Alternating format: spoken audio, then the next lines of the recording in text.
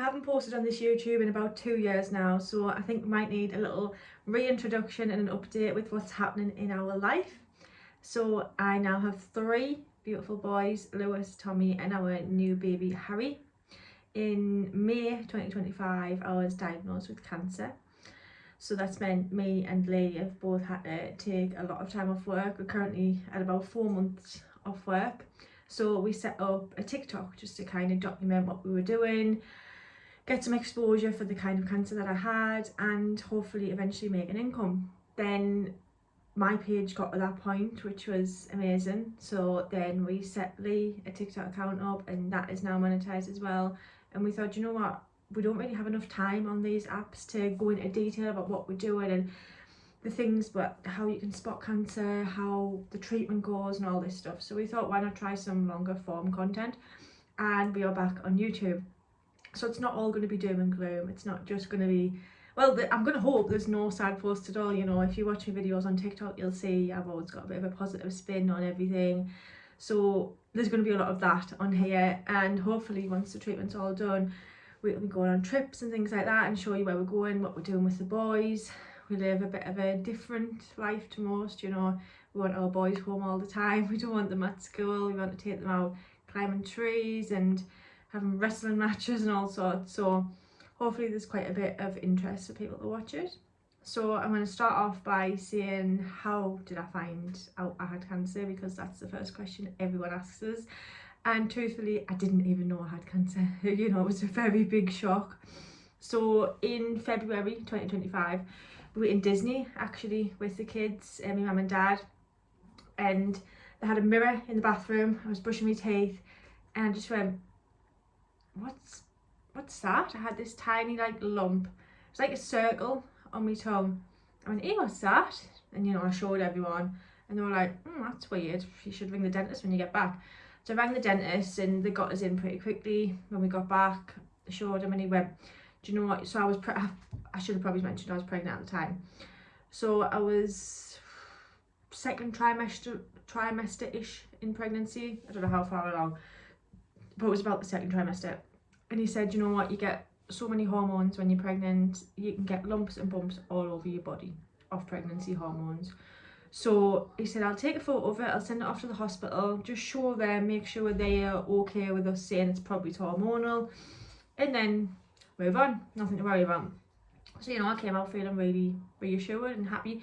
The reason he said it probably was hormonal is because mouth cancer usually happens to elderly males. You know, it's not normally a female type of cancer to get.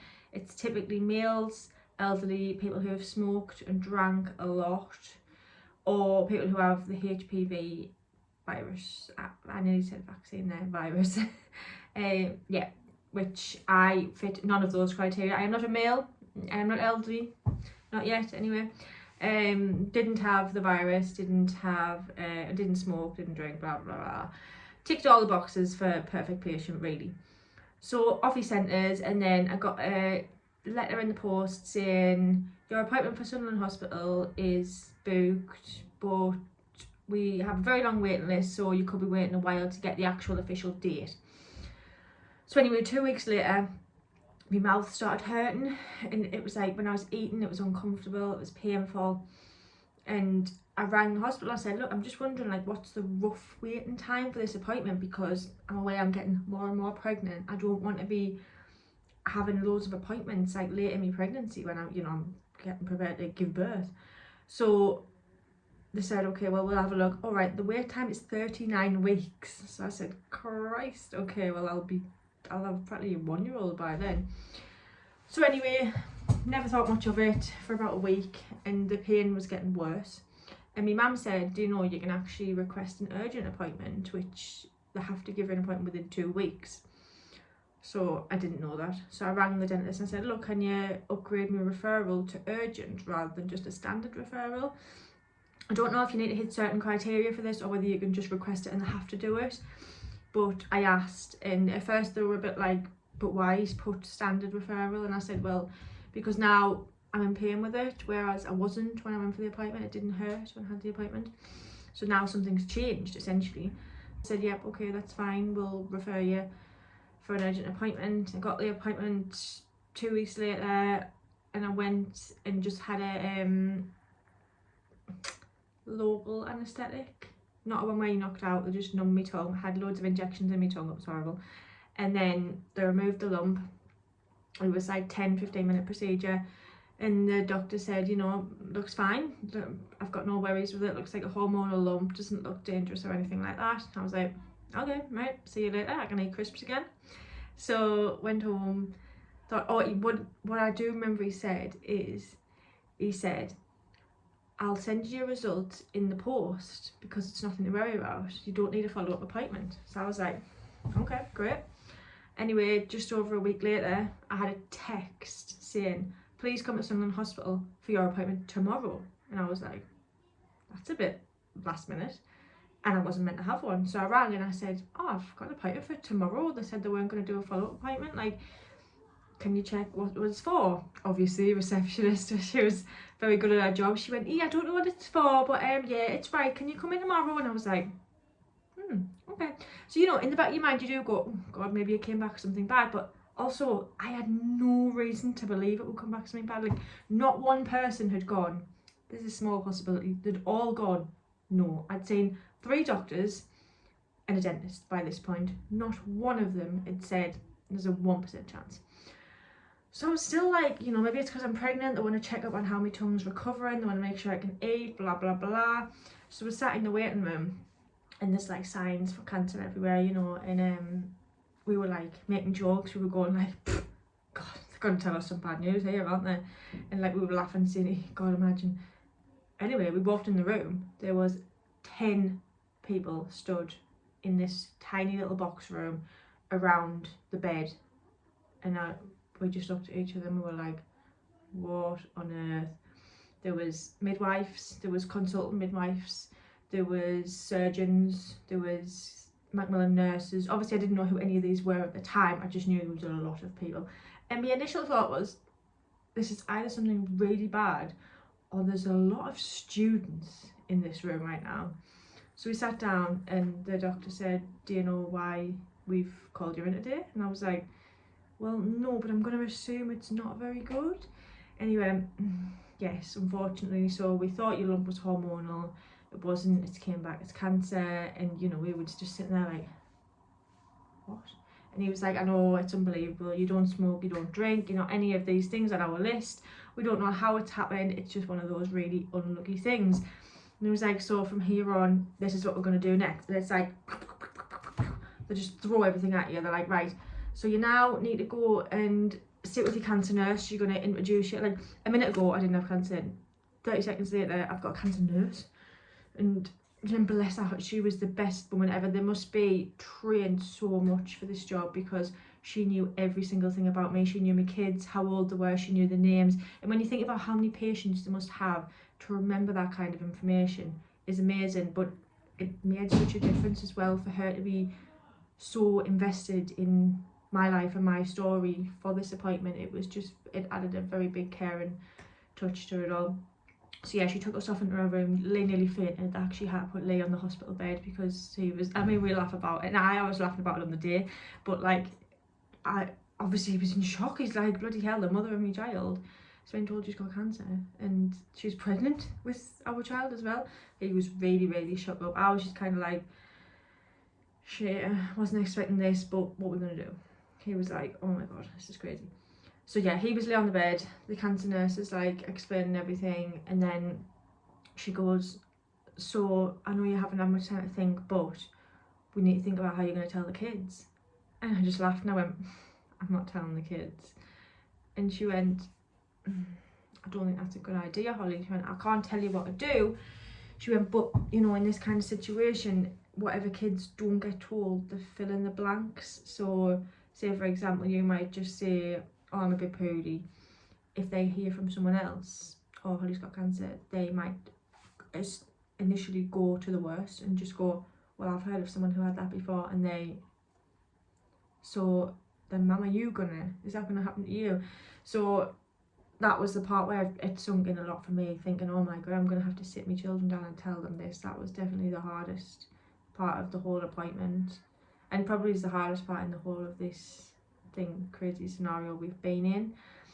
So she got us worry bears, she got us worry booklets.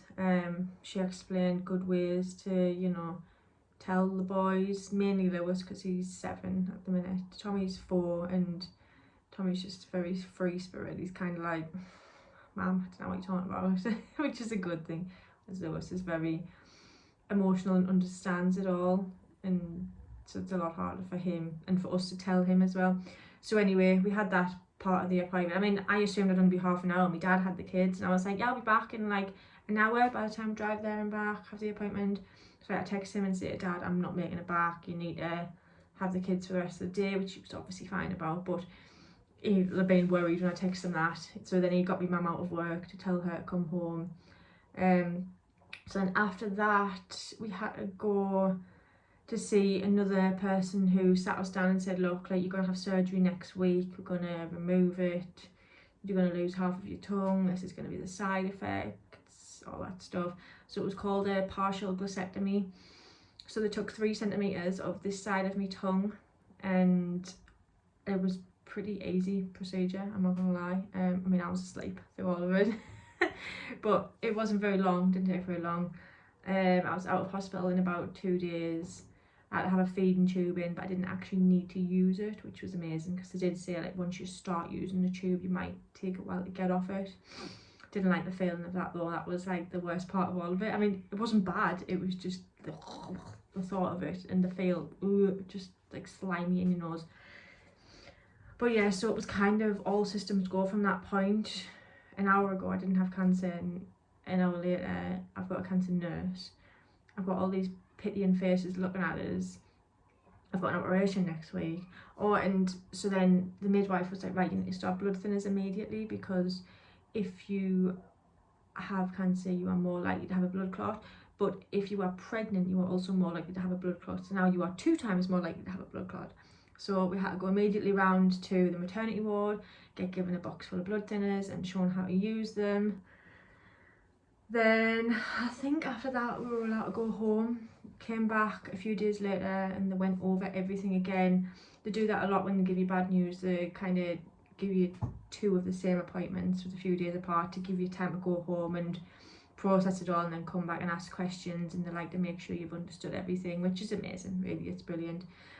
In the bad situation.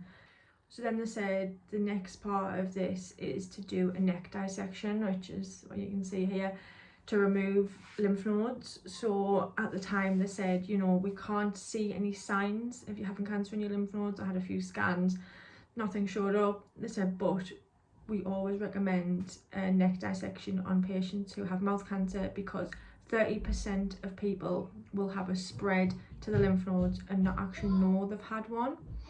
So, and he said, if you don't catch that when it's there, you know, it's just going to get worse and worse. So I said, right, okay, we'll go ahead with that. It's a preventative measure and it's worth it. He said, look, if you were 95-year-old, I would say don't bother getting it done. He said, because of how young you are, I'm going to say you will be mad not to get this operation done. So obviously we said, yeah, we're going to go ahead with it, but it wasn't safe to do during pregnancy. So the next step was to give birth early. So I went in for an induction at 37 weeks pregnant, had our lovely little baby boy Harry, and then 4 weeks later I went in for my neck dissection, another operation that went quite smoothly really. And you know, the surgeons come around after and they said, you know, it didn't look bad, didn't look like any cancerous cells were in there, there was no like obvious horrible looking lymph nodes where we would go, oh god, there's definitely cancer in there. So again, we thought like, this is the end of this nightmare is now over. Then obviously they send off the cells for a biopsy anyway, so they said, you know, we'll get you back in for the results in a couple of weeks. And then I had a phone call about a week and a half later, yep, your appointment's booked, can you come in on this day? And we were laughing saying, will be my luck, like, oh yeah, it's spread. But we had 0% thought that it actually would, because again, it was unlikely for me to get this cancer, and the fact, you know, it doesn't look like it's there. They said they'd removed it from my tongue with clear margins, so that means like they didn't cut the cancer in half and find that they've left some. They took the whole thing. It was in one big lump. So yeah, we went in for this appointment and we got at the reception. I said, oh, this is my name, this is my appointment. And she went, okay, I've checked you in for both appointments. And I went, no, I've only got one appointment. And she went, no, you've got one at 10:30 and you've got one at 11:15. And I just went, oh, I've got cancer still then, haven't I? And I mean, I didn't say that to her, I said that to Lee. And Lee was like, no, surely not. And the reason I knew that was because obviously we'd had the first appointment when I'd initially been told I had cancer. And that one was where, you know, you go in for your 10:30 appointment, but you've actually got a 11:15 appointment and then a 12:15 appointment because they need to do all the next steps with you. So as soon as she said I had 2, I knew it was going to be bad news because the second appointment is with someone different to tell you whatever you're going to do next. So unfortunately that day, the clinic was running 40 minutes behind. So we spent 40 minutes in the waiting room going back and forth. Is it bad news? Maybe it's not. Maybe like second appointment's just like, are you alright? How you doing? You know, you kind of like, nah, can't be. Anyway, my cancer nurse came over and she's lovely, really, really lovely woman. And she was like, so when you're having the next baby then? Baby Harry was like 4 weeks old at the time or something like that. And I laughed and I went, oh, can't be bad news. She wouldn't ask that if she knew I was gonna like get bad news. I don't know if she actually knew or not, or maybe she just didn't think. But I was like, nah, she wouldn't ask that if they were gonna give us bad news. So then we went in, and this time the room was a lot quieter. Obviously I wasn't pregnant, didn't need midwives and whatnot. I think there was only 3 or 4 staff in the room at the time. And he just went, right, Holly, I'm really sorry, I've got bad news for you again. And we were like, nah, you didn't, Mick. You don't. Are you winding us up? And no, he wasn't winding us up. So he said not only has the cancer spread to your lymph nodes, but it's also done something called skip metastases. So when a cancer is spread, it's called metastases. It's metastasized somewhere else in your body. But skip metastases is when it doesn't go to the normal place that it usually would. So they expected the cancer to have drained from my tongue down into my lymph nodes. Now lymph nodes come in levels, so there's 1, 2, 3 and 4 go down. So what they said is, you know, the longer you've got the cancer and it spreads, it would go into level 1, into level 2, into level 3 and level 4. What mine has done, because I am also lucky with all these rare things, it's gone down, but it's skipped level 1, skipped level 2, skipped level 3, and it's gone directly to level 4, which was a scary place to be because that's as if I've had it for ages, which I haven't. It's just jumped. It should only really, I mean, it shouldn't be there at all, but it should have only really been at level 1 because I didn't have it for very long. I had it for 12 weeks in total from noticing it to having it removed. So anyway, it's jumped. So the doctor kind of said at this point that could be anywhere in your body now because it's just skipped all the other levels. It could have spread to your lungs, your bones, your chest.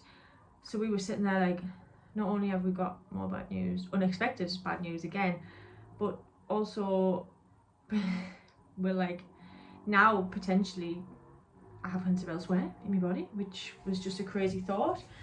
So the next steps was to go for a scan of my chest and blood tests and all sorts of stuff like that, which is more worry again. And essentially it was going to be a terminal diagnosis if it had spread further. So we waited about 2 weeks for those results, and that was the longest 2 weeks of our life. They'd also said, you know, because it has spread, I need to have radiation. So we were kind of like preparing for the radiation, but also like, oh my god, we need to know how far this has gone, how bad is it. So in that 2 weeks we were like getting our head around the radiation. We were meeting different oncologists and going to the cancer centre to prepare for the radiation. So I had a mask fitted, a radiation mask. There's a video of that on TikTok. And all that stuff. I rang the hospital about 5 times, like, have you got my results? Have you got my results? And then eventually my cancer nurse rang us about 2 weeks later and she said, I just want to put your mind at ease. the result came back clear. It hasn't spread any further. And I was like, oh my God. But then, you know, the thing with sharing your life online, I shared like the positivity of, oh my God, thank God it hasn't spread any further. And there was actually a lot of people who were like, well, my dad had this cancer and they said it hadn't spread to his lungs, and it actually had, so you should probably ask for a second test. And I was just like, why put that in my brain space? Anyway, for now, I'm going with it's not there. Can't see it, it's not there.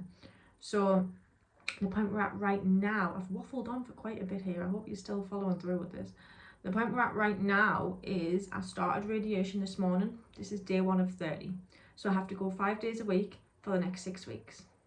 That's the 30 sessions. The place I'm going to is just under an hour away from us, so obviously it's that long drive there, long drive back, but you know, it's going to be worth it for the end result. The radiation itself doesn't hurt, it doesn't cause any uncomfort, apart from the fact you are bolted to the table in a mask. I'll do another video explaining that, but yeah, apart from the awkwardness of it, it's the side effects that are the worst. So the side effects are expected to start about week 2 and they will last for about a month afterwards, like full on, but then they'll carry on, but just like a little lower, the side effects, for God, up to years after. Some of the side effects are permanent, so we've just got to wait and see how that goes. So I just want to do a little, I say a little, I've waffled on for ages, I just wanted to do an introduction to, essentially the channel is changing. What I used to post before, I'm not going to be doing tutorials for work and stuff, because obviously I'm not working at the minute, but it's still kind of about our life and things we'll get up to and all that stuff. And Lee's going to be doing some videos too, so please like, subscribe and give us a comment to let us know you're here and what you want to see. And we really appreciate every single person on TikTok, Facebook, Instagram and now YouTube. So from me, Lee and the boys, thank you so much.